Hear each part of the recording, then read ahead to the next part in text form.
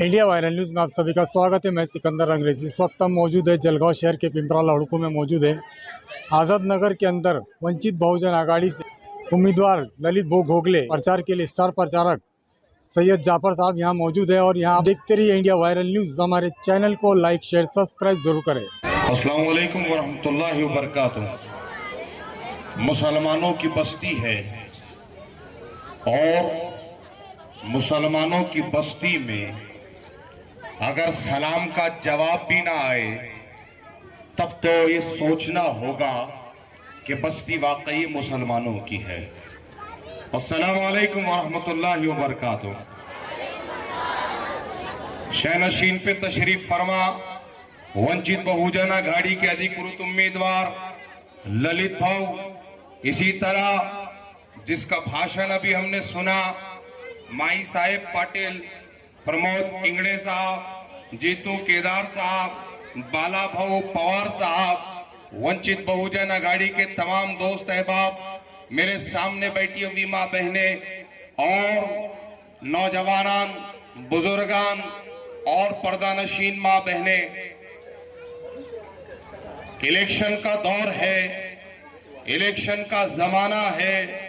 हर दिन किसी ना किसी का स्टेज लगता है, किसी ना किसी का भाषण सुनने को मिलता है। कई लोग कान को खुश करने की कोशिश करते हैं, कई लोग वादे करते हैं, कई लोग वर्गलाने की कोशिश करते हैं।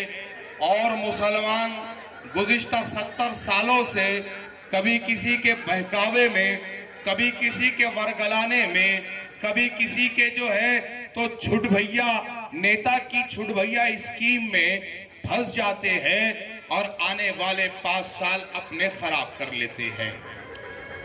वंचित बहुजन आघाड़ी ने महाराष्ट्र भर में इतिहास बनाने के लिए महाराष्ट्र को, मुसलमानों को लीडरशिप देने के लिए महाराष्ट्र भर में 20 सीट दिए और ये बताया कि मुसलमान महाराष्ट्र का किसी पक्ष का गुलाम नहीं है, मुसलमान महाराष्ट्र का किसी पक्ष का वोट बैंक नहीं है, मुसलमान महाराष्ट्र का कुर्सियां उठाने के लिए नहीं है, मुसलमान महाराष्ट्र का चद्दरें उठाने के लिए नहीं है, मुसलमान महाराष्ट्र का अगर है तो नेतृत्व करने के लिए है, क़यादत करने के लिए है, लीडरशिप करने के लिए है। और महाराष्ट्र भर में आदरणीय प्रकाश अंबेडकर साहब ने सैकड़ों मुसलमानों को टिकट दिए हैं।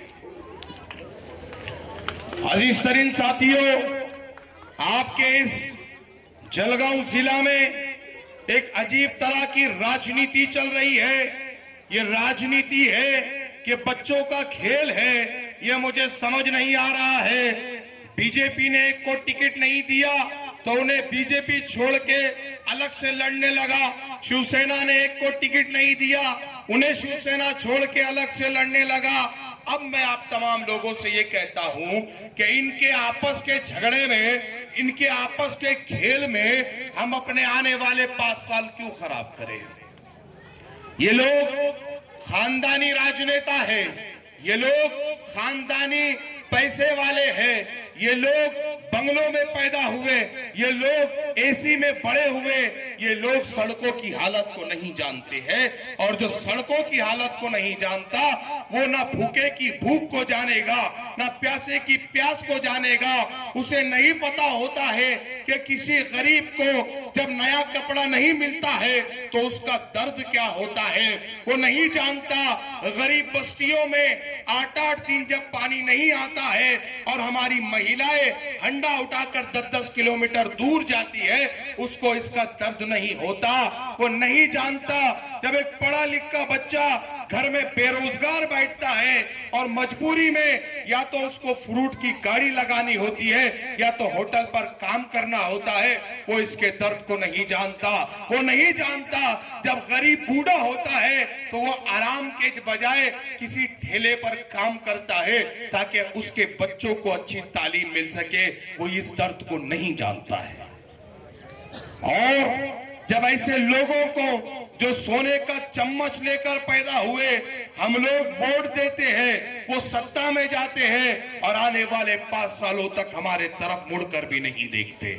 लेकिन आदरणीय प्रकाश अंबेडकर साहब ने महाराष्ट्र भर में उन लोगों को टिकट दिए हैं जो आपके बस्तियों के हैं, जो आपकी झुग्गी झोपड़ियों के हैं, जो इस दर्द को जानते हैं कि गंदा पानी अगर पेट में जाए तो 3 दिन बीमार होना किसको कहते हैं, ये हमारे लोग जानते हैं। जिनको टिकट दिया गया है ये पैदल चलने के दर्द को जानते हैं। जिनको टिकट दिया है ये जो है तो धूप में नंगे पांव चलने को जानते हैं। जिनको टिकट दिया है ये आपके और मेरे दर्द को जानते हैं। और जो आपके और मेरे दर्द को जानेगा वो जब सत्ता में जाएगा तो आपके और मेरे दर्द को खत्म करने का काम करेगा। महाराष्ट्र भर में वंचित बहुजन आघाड़ी ने, आदरणीय प्रकाश अंबेडकर साहब ने मुसलमानों के लिए क्या कुछ नहीं किया। अगरचे आप सीए, एनआरसी, एनपीआर का जमाना याद करोगे तो एकमात्र लीडरशिप आदरणीय प्रकाश अंबेडकर साहब थी जिन्होंने पूरा का पूरा बंबई बंद करवाया और ये कहा कि एनआरसी लागू नहीं हो सकता। ये मुसलमानों के लिए किए गए काम है। जब औरंगजेब के नाम पर, जब टीपू सुल्तान के नाम पर महाराष्ट्र को जलाने की कोशिश की गई, महाराष्ट्र के मुसलमान बच्चों पर केसेस दर्ज किए गए, जब भी एकमात्र लीडर था, एकमात्र क़यादत थी प्रकाश अंबेडकर साहब की, जो एक दिन औरंगजेब की मजार पर जाते हैं और दूसरे दिन पश्चिम महाराष्ट्र में टीपू सुल्तान की तस्वीर लगाकर हार चढ़ाते हैं और इस महाराष्ट्र की हुकूमत को ये कहते हैं कि मैं औरंगजेब की मजार पर गया, मैंने टीपू सुल्तान की तस्वीर पर हार चढ़ाया, अगर तुम्हारे जी में दम है तो मुझ पर केस करके दिखाओ। और अगर मुझ पर केस नहीं हो सकता तो फिर उस महाराष्ट्र के मुसलमान बच्चों पे केस कैसा होता है? क्योंकि बाबा साहब अंबेडकर ने जो संविधान दिया है उस संविधान में सबका हक बराबर है। ये आपको समझना होगा। आपको जाना किसके साथ है, आपको अपना वोट देना किसको है। यहाँ पर महिलाएं बैठी हुई है, ये राज्य के सीएम आए समझते हैं कि आपको 1500 रुपए देकर आपका वोट खरीद सकते हैं, लेकिन मैं आपसे कहना चाहता हूं कि उस 1500 रुपए में आपके बच्चों की तालीम खराब होगी, उस 1500 रुपए में आपके बच्चों को नौकरियां नहीं लगेगी, उस 1500 रुपए में आपके नौकरी करने वाले बच्चे परमानेंट नहीं होंगे, उस 1500 रुपए में जो हमारे परमानेंट लोग रिटायर होने वाले हैं उनको पेंशन नहीं मिलेंगी, उस 1500 रुपए में आपके बच्चों पर होने वाली मॉब लिंचिंग नहीं रुकेंगी, उस 1500 रुपए में मोहम्मद सल्लल्लाहु अलैहि वसल्लम की शान में गुस्ताखियां होती है वो नहीं रुकेंगी, उस 1500 रुपए में आपको खरीदने की कोशिश करने वाले आपका 1500 रुपए में मुस्तकबिल खरीदने की कोशिश कर रहे हैं, उन्हें बताओ कि हम 1500 रुपए में मुस्तकबिल नहीं बेचते। हम 1500 रुपए में मुस्तकबिल नहीं बेचते। हम जानते हैं इस बार किसके साथ जाना है। हम बताते हैं महिलाओं की ताकत के लिए आदरणीय प्रकाश अंबेडकर साहब ने महाराष्ट्र भर में कई सीटों पर महिलाओं को टिकट दिया ताकि वो चुनकर विधानसभा में जाए और एक एक महिला के लिए काम करे, इतना काम करे कि फिर ये महिलाएं इस महाराष्ट्र के सीएम को 1500 रुपए देगी। आपको सोचना होगा कि जाना किसके साथ है। अगर आप ये सोचते हैं कि दंगा कहीं और हुआ, बच्चे किसी और के गिरफ्तार हुए, हमको इससे क्या, आग हम तक आई ही नहीं तो हमको इससे क्या, हम जो धारे में बह रहे थे उसी धारा में बहेंगे। तो मैं आप तमाम से ये कहना चाहूंगा कि जलते घर को देखने वालों, फूस का छप्पर आपका है। जलते घर को देखने वालों, फूस का छप्पर आपका है। आग के पीछे तेज हवा है, आगे मुकद्दर आपका है। उसके कत्ल पे मैं भी चुप था, मेरा नंबर अब आया, मेरे कत्ल पे आप भी चुप हो, अगला नंबर आपका है। बात जब तक हम नहीं समझेंगे, हमारी हालत बेकार थी, बेकार है और बेकार ही रहेगी। इस बस्ती में ये हालत है कि लाइट 3-3 बार और 4-4 बार जा रही है।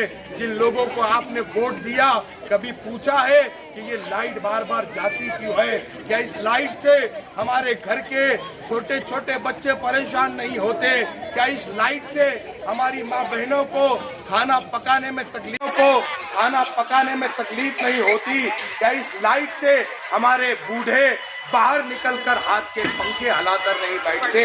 अगर ये हालात को बदलना है तो इस बार आपके पास चांस है। वंचित बहुजन आघाड़ी आने वाली 20 तारीख को गैस सिलेंडर के चिन्ह पर अपनी मोहर लगाइए, अपने हालात को बदलिए, अपने मामलात को बदलिए, अपने मुस्तकबिल को बदलिए और इस महाराष्ट्र को एक संदेश दीजिए कि जलगांव का मुसलमान जाग गया है, अब किसी के बहकावे में नहीं आने वाला। जाते जाते आपसे इतना कहता हूं कि पूरे महाराष्ट्र में